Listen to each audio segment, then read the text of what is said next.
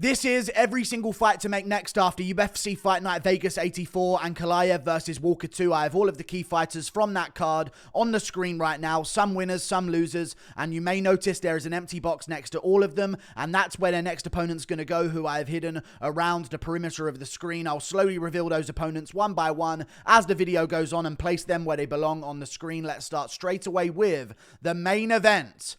Magomed Ankalaev defeats Johnny Walker by second round KO. Brutal. And the reason why I elaborate that he scored a brutal KO is because that will help him get his shot against Alex Pereira next. If Ankalaev went out there and held Johnny Walker against a cage after getting dropped like he did against Thiago Santos and did terrible and had a terrible performance, stunk up the whole main event and ruined the card with a bad, boring fight.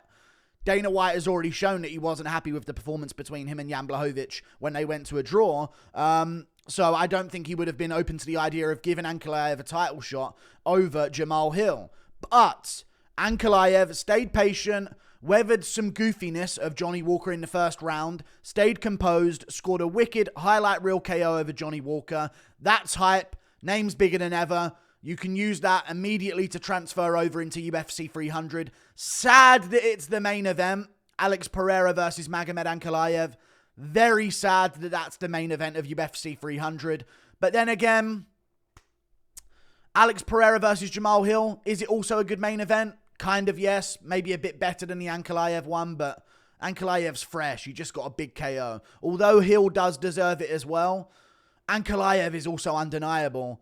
And that's just how the cookie crumbles. Maybe Jamal Hill can get a title shot afterwards against the winner if they're active. Who knows? But Magomed Ankalaev has undoubtedly earned his shot against Alex Pereira. Is it terrible that this is the main event of UFC 300? Yes, but with a bunch of other title fights hopefully on the card, we're not really going to complain that much. I am going to complain the whole time about UFC 300. But either way, Magomed Ankalaev, Alex Pereira, April, main event, make it happen. We just got Ankalaev, quick finish by KO. You know what I mean? Ankalaev gets finishes, but we haven't seen one like that. Maybe that's on Johnny Walker's ability to look like a Looney Tunes character every time he loses by KO. Either way, Ankalaev versus Alex Pereira is the fight I want to see. And I think Ankalaev probably could win and might open up as a favorite in that fight as well. So looking forward to it. Make it happen, UFC 300. We move on. Johnny Walker, lost in the main event, gonna need some time off. Someone who is injured after a win that they got recently, back on track in the light heavyweight division, is Volkan Ozdemir. And I reckon this is a matchup that can also be made. Volkan Ozdemir, I think he had an injury that he needed to sort out. Maybe they could do this fight. Obviously, they're going to have to give Johnny Walker some time off. He wasn't flatlined out cold. He got dropped really badly and a follow-up shot landed that really hurt his face that he had to hold his nose for. But it's not like he got flatline KO'd and took a vicious beating over 5 rounds. Caught with a good shot. Didn't know where he was. Follow-up put him on, left him... What's the word I'm trying to look for? Follow-up left him rocked. Didn't know where he was. Fight called off. All good. I'm saying it's not something where he's going to need 6 months off because, oh my God, what a career-ending KO. Got hurt badly, got finished. I reckon we're going to see Johnny Walker back in there probably around May or June. I would say June on the McGregor card. He trains with Coach Kavanagh. Doesn't that make some level of sense? June, McGregor card, Johnny Walker, Volkan Ozdemir. And if Ozdemir doesn't want to wait, you can use the fact that it might be on the McGregor card to say, hold on, Ozdemir. We'll give you the Walker fight. It's up the rankings. This is the matchup we want to make. And if you take it and wait for it, it will be on the McGregor card in front of a massive audience. I'd do Johnny Walker versus Volkan Ozdemir rather than like Johnny Walker versus like Dustin Jacoby. Like, I don't want to see him versus someone coming off a loss or someone that he's already beaten. This is a fresh matchup. Do it on the June card with McGregor. Coach Kavanagh coaches Johnny Walker as well. Makes sense. They're from the same gym. And Walker even walked out with an Irish flag against a Dagestani. Not the best idea. We move on. Jim Miller won in the co-main event. What an absolute chad. I've been giving it some thought. Bobby Green returning after the Jalen Turner KO loss 4 months later might not be the best idea. Okay? Paddy Pimblett is not fighting at UFC 300. He already said that. So he won't be fighting Jim Miller. I don't want to see Tony Ferguson fighting at UFC 300. He just got elbow surgery. I saw it on his Instagram. He got a bunch of stuff, cartilage and bone damage removed from his elbow, and he's recovering right now. So I don't want to see him back in there at UFC 300. I think the only option is to try and bait Paul Felder back in. Because as much as I do like Jim Miller, and I do want to see him get a jump up the rankings, and people are saying, might be time now for a ranked opponent. He did lose 2 fights ago to Alexander Hernandez, and has beaten Gabriel Benitez, and also beaten another guy that I can't quite remember the name of, but that's my point. I just saw his name as well, because I was looking up who was booked in a division. But I can't remember what his name was. After Alexander Hernandez, Jim Miller got a win over... Oh, it was the guy that just lost to another guy on the card. It was the guy that was Weston Wilson. That's what it was. So he's on a 2-fight win streak against absolute cans. Let's just call it what it was. They're bottom feeders that Jim Miller beat. I'm not ready to chunk him into the top 15. But the Paul Felder matchup is a big name fight. They got Paul Felder on the Mac Life doing a post-fight press conference. Like, you know they UFC kind of want this to happen. You know what I mean? Why else would Paul Felder be addressing the media after Jim Miller's call out to him? Like, it's a good call out. Happened organically. You can use it for a little bit of promo for the fight. Put it on the prelims of UFC 300. Jim Miller versus Paul Felder. Sounds good to me. Make it happen. I think that would be a perfect fight for the two of them. And UFC 300. Make it happen. Also, Paul Felder rejoined USADA testing pool in around October, so I think it matches up perfectly for UFC 300, and I think he said that as well in the interview that I just watched of him after the fights, where he said that, you know, that's the fight that he kind of would do. It's the only fight he would come back for is Jim Miller. If you want a chance at seeing Paul Felder again, let's do him versus Jim Miller. Mario Bautista won in the feature fight against Ricky Simone. An unnatural performance from him. Crazy performance. No, I'm joking. Sick performance. Looked great. Stuffed the takedowns. Had great stand-up. He made a call out on the microphone afterwards. Rob Font was the call out that he went for. And I think that makes all the sense in the world. Him versus Rob Font. Make it happen. I'd love to see it. I'd love to see that fight. I think he deserves a jump up the rankings. He's been winning fights non-stop recently. The Damon Blackshear performance wasn't the best, but he still got the win, so it's a win on his record. He's on a win streak. He's got into the rankings now. Ricky Simone, I believe, was ranked number 13 or 12 in the bantamweight division.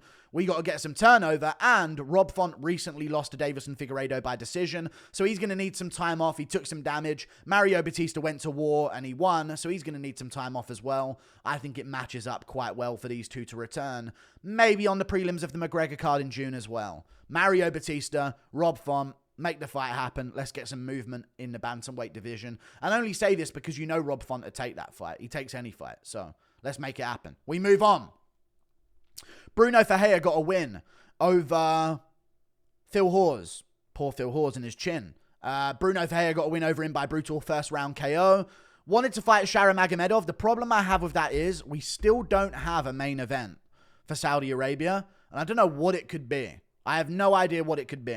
The UFC likes the idea of Shara Magomedov versus Marvin Vettori, and although it's massively unfair in Dagestani privilege, as we always say, they're going to do it. They want that market. They're going to push these guys. They win their debut in a lackluster performance, and then they get jumped up to a top 5 guy without having to test themselves against other guys up the way. It is what it is. I don't think they're going to do Bruno Ferreira versus Shara Magomedov for that reason. They need a main event. Shara Magomedov's probably going to be that main event. And Vettori take on anyone. He's already said he would fight Shara Magomedov. Bruno Ferreira just isn't another side of a main event. Simple as that. You can't do a main event of Shara Magomedov versus Bruno Ferreira. You have to do Bruno Ferreira versus the Shot. Gerald Meerschaert, GM3 himself. Lost recently as well. Last year. Took some time. He's lost some grappling matches since then. Lost to Andre Petroski. Got beaten up quite... No, he actually did well in the third round of that fight. But it was a bit of a scrap that he went to. Got dropped early in that fight as well. So let's just do Bruno Ferreira versus GM3 in April or March. Quick turnaround. Ferreira took no damage. Getting back in there. We move on to another fight that took place. Waldo Cortez Acosta, that fat disgrace, versus Andrei Arlovsky.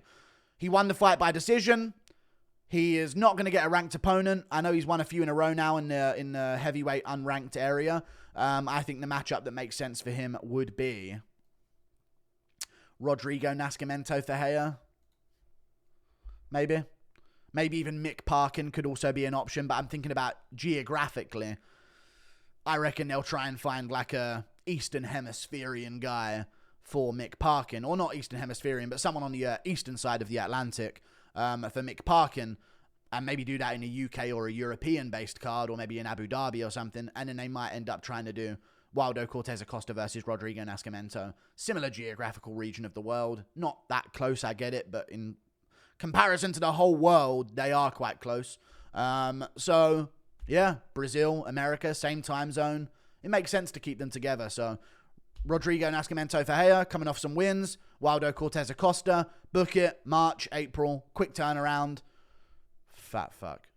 Marcus McGee, I believe his name is. Marcus McGee got a huge win over Gaston Bolaños. Amazing performance. Dominant performance. Maybe a quick turnaround could be required here. There's an unranked bantamweight. Not everyone can get a ranked bantamweight. You know what I mean? You got to earn it and you got to put in the work. There's an unranked bantamweight that I just know will sign a fight with Marcus McGee with no second question. Because he's older, he can't really be too picky and choosy. He probably realizes he's never going to get to the belt, so he'll just take any fight that's offered to him. He's recovering from a bad groin shot. It's Victor Henry. I think this makes sense. I think it's an appropriate step up for Marcus McGee in the bantamweight division. And if he wins this one, then we can start talking about ranked opponents. But yeah, Marcus McGee, Victor Henry, I think it'd be a sick matchup as well because they're both very, very good. So I think it's a good skill-wise matchup, a good jump up for Marcus McGee, competitive in nature as well, similar ranking area.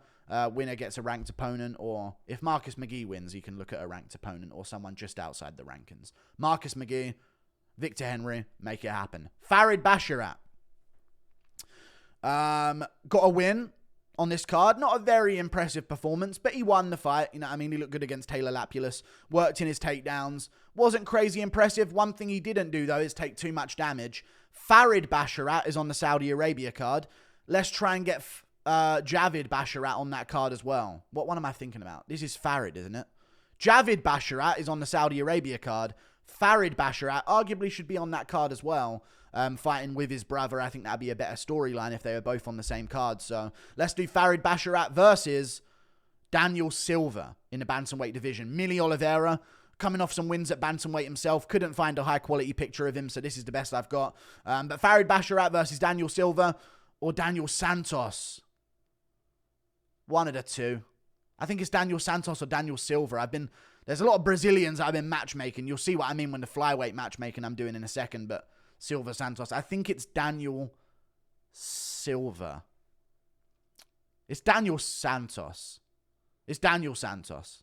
We'll see what it is after I'm done recording this video. But I'm pretty sure it's Daniel Santos. So I'm going to go with him. Daniel, whoever this guy is, the Mini Oliveira guy, Silva or Santos, it's one of the two. I'm very tired right now. It's nearly 8 a.m. UK time. Farid Basharat versus Mini Oliveira in the bantamweight division. Sharpish, quick time on the Saudi Arabia card. You can put it on the main card, and we need stuff for the main card. Well, you can put it high up on the prelims. And if that card doesn't have as much star power, doesn't really matter as long as it's got really exciting looking matchups on paper. That could draw in a lot of attention. So let's do that matchup. Also, Joshua Van got a big win at flyweight. Not enough to really jump himself into too many big discussions to fight ranked opponents. Flyweight is actually a lot more deep than we think, actually, nowadays. Normally, it used to be, you win your debut, you're ranked number 15. Tyson Nam wins his debut, number 15 in the rankings. It's not like that anymore. There's like 50 people at flyweight. Tatsuro Taira's 4-0, I believe, and he still hasn't got a ranked opponent. So, Joshua Van, 2-0 now in the UFC. Great performances, don't get me wrong. We can keep him active, but not enough for a ranked opponent yet. So I think his next opponent should be Bruno Silva, a guy who got injured last year. Should be coming back around a similar time that Joshua Van's looking to return, probably around May. If he's looking to stay active, who knows? May, Joshua Van, Bruno Silva. Bruno Silva, I believe right now, is on a 3-fight win streak in the flyweight division outside the rankings. Put them against each other. Also, you don't really want to cancel out all these young dudes outside the rankings at flyweight. We can finally make this division interesting. Let's kill off some of these old dogs, hopefully, with Joshua Van versus Bruno Silva. Those are the matchups to make. Like and subscribe. Thank you for watching. Toodle Pip. I'll see you later. Goodbye.